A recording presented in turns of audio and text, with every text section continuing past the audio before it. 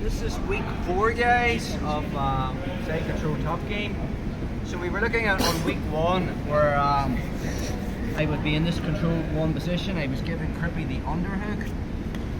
Perfect. And we were here and we were being heavy as a whale. And our goal was to keep him flat on his back. We do not let him turn onto the side, okay? He had the underhook, and then we showed you how I turned to face him towards his legs. We can now start attacking straight arm locks, looking for the mount, looking for the chimera, or winning the underhook and getting into super chill position. So that was the route to go down.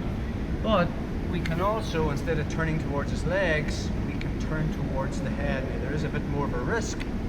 So from here, for the sake of the drill, I'm going to give him the underhook, but obviously in reality I wouldn't be.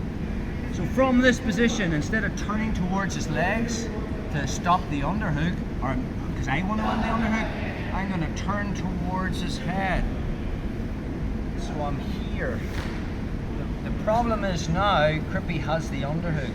If he turns onto his right side and stretches out his right arm, I've lost the position. He can either put me back in the guard or come to his knees. Coming to his knees would be the better option. So the detail is, instead of turning towards his feet, when I turn towards his head, it's elbow position I want to be thinking about.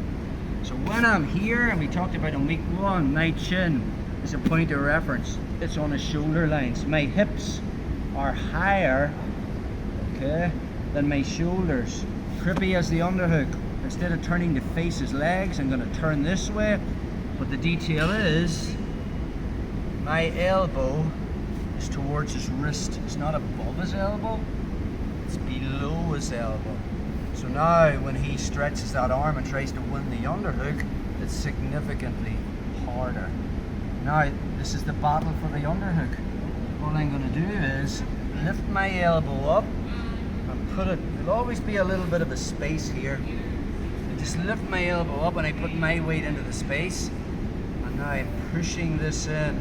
If he's clamping, I just wiggle, wiggle, wiggle, wiggle, wiggle. Then I win the underhook. Okay, and we're back into this. I still think this is the best position in side control. I find that elbow and I go to broken scarf and I have super chill position here, where he's carrying all my weight. Okay, so let's look at that again.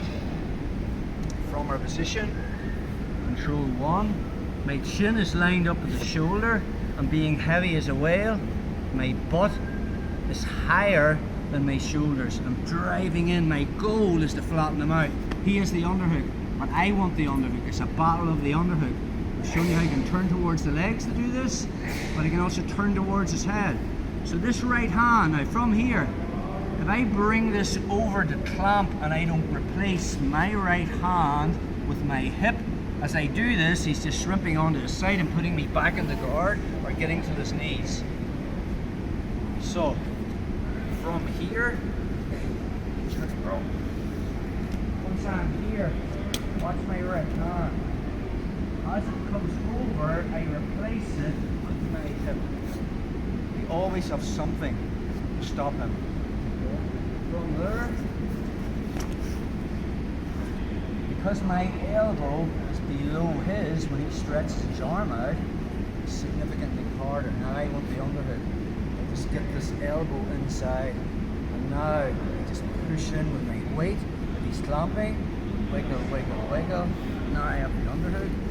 Now I'm in, and again, we're going to talk about weight distribution in the next move. When I'm in this position, my right hand comes to my head. My left plucks the elbow. The only part of my body on the mat is my feet. What does that feel? Okay, so we're here. Just use the mark so you can see. So think about this. When we're on top, we're always looking to progress. The minute we pass the guard, we solidify the position. We want to pin the guy. We want to keep him flat on his back. And the first thing we're looking for is the underhook. If we can get the underhook, we are in a good position. Forget about submissions. I'm looking for the underhook. Mark's looking for the underhook too. So for the sake of this drill, I'm going to give him the underhook. From control 1, I'm going to give him that underhook. My chin's on his shoulder. my butt is up higher, okay? My butt has to be higher than my shoulders. I'm trying to flatten them out. Now we can turn towards his legs, but this time we're going to turn towards his head.